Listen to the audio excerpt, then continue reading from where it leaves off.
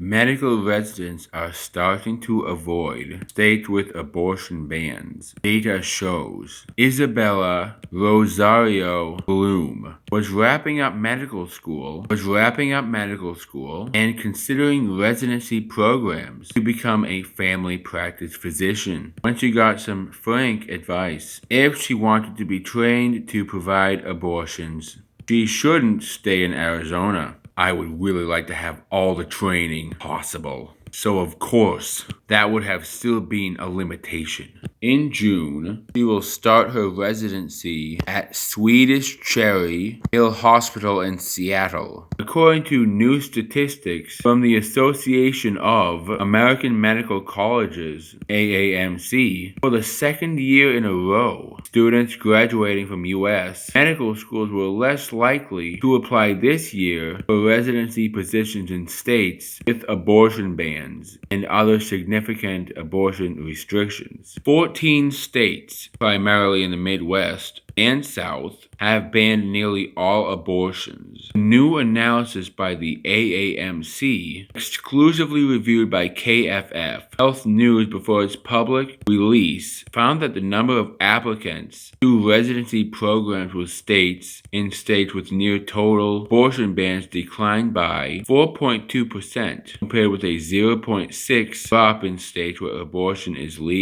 remains legal. The executive director of the AAMC's Research and Action Institute wrote, "It should be concerning for states with severe restrictions on reproductive rights that so many new physicians across specialties are choosing to apply to other states for training instead." His name is Atul Grover, the immediate past president of the American Medical Association, Dr. Jack Resnick Jr. She said this: "We're extraordinarily worried. For example, physicians without adequate abortion training may not be able to manage miscarriages, ectopic pregnancies, or potential complications such as infection or hemorrhaging that could stem from pregnancy loss." A medical school student in Virginia, Rohini Kusalya Siva, she said this: "We are physicians. We are supposed to be giving the best evidence-based care to our patients, and we can't do that if we haven't been given abortion training." The chair of the Department of Family Medicine at the University of Chicago, Deborah Stulberg, she said this: "People don't feel safe potentially having their own pregnancies living in those states with severe restrictions. The geographic misalignment between where the needs are and where people are choosing to go is really problematic. We don't need people further concentrating in urban areas where there's already good access." Hannah Light Olson, after attending medical school in Tennessee, she's going to leave Tennessee and start her residency of OBGYN at the University of California, San Francisco. "It was not an easy decision. I feel some guilt and sadness leaving a situation where I feel like I could be of some help. I feel deeply indebted to the program that trained me and to the patients of Tennessee. I felt like there was no perfect 100% guarantee. We've seen how fast things can change. I don't feel particularly confident that California and New York aren't going to change too." Light Olson said some of her fellow students applied to programs in abortion ban states because they think we need pro-choice providers in restrictive states now more than ever. This is Bloom again. Residents, if they can't get the training in that state, then they're probably less likely to settle down and work in the state as well. Now, I'm not one to career shame, but I want you to imagine people actively seeking out a career path to kill babies. I've said this many times, and I will continue to say it many times. Miscarriage. The spontaneous loss of a woman's pregnancy before the 20th week. What causes a miscarriage? Chromosome abnormality, weakened cervix, certain health conditions. Here's what I'm thinking. instead of going to an abortion clinic and just having the baby executed, even after looking at the ultrasound, if a woman is pregnant, what that woman can do, go to a hospital if you know you're pregnant and you may be experiencing some issues. Just go to a hospital and have the hospital scan you and see if you have any of the following: infection, chromosome abnormality, weakened cervix, certain health conditions, and see if the doctors cannot or can find a way to remove said problem. That's the kind of training you need. You don't need abortion training. Ectopic pregnancy. A pregnancy that can't be carried to term because the fertilized egg grows outside the uterus. With an ectopic pregnancy, the fertilized egg can't survive, and it can cause life-threatening bleeding without treatment. The most common type of ectopic pregnancy involves one of the fallopian tubes, which eggs pass through on the way to the uterus. Hormones or how the egg develops may play roles too. We all know how women get pregnant.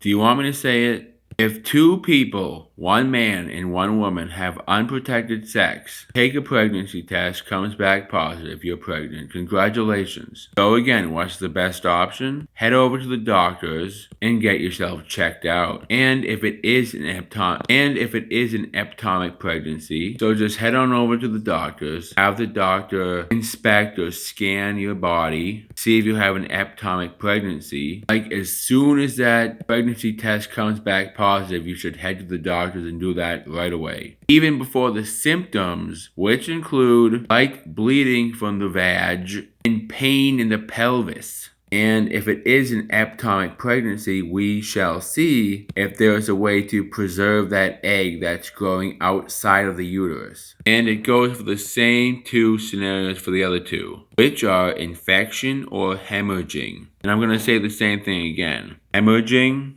I'm going to say the same thing again. As soon as a woman gets pregnant, she shall go to the hospital, have the doctor examine, and if she is hemorrhaging, the type of training you would want to have is to stop the bleeding, not to cause it, with so-called abortion training. Same thing with an infection. As soon as a woman gets pregnant, head over to the doctor, and the doctor will scan you to find out if you have any diseases or infections or whatever. Again, the training you would want is to try and figure out how to get rid of those infections, not what pro-choicers think the infection is. That would be the baby, what they think. Like the actual infections that could be causing problems for the pregnancy. Again, there's no need to get an abortion. There are other solutions. Okay, the highest rate of ectopic pregnancies occurs in women aged 35 to 44.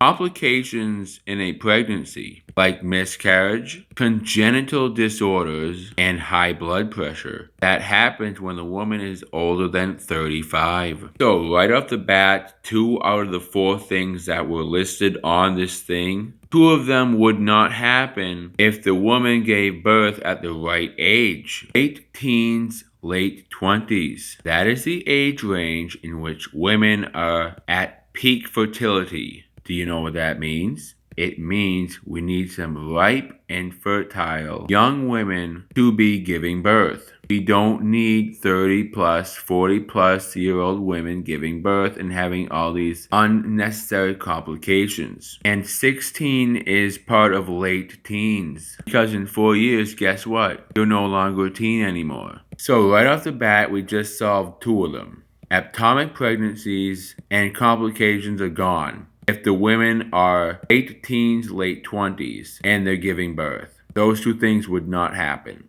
About the possibility of hemorrhaging or a possible infection, I'm sure regular checkups from the doctor, regular examinations / scannings, screenings, I'm sure they'll be able to detect whether or not, I'm sure they'll find a way to detect whether or not if you could deliver a baby without hemorrhaging. That's the kind of training you need. Find out if the woman is capable of delivering a baby without any hemorrhaging or any rupturing down there. And if that's not the case, and the woman will hemorrhage, guess what? Just use your imagination. If a woman is going to hemorrhage after giving birth or during giving birth, where do you think she will hemorrhage from? So if that's not the best option to choose from, you can also go with a C-section, cesarean section. It is in fact how most pregnancies are performed. Bottom line is, do not, under any circumstance,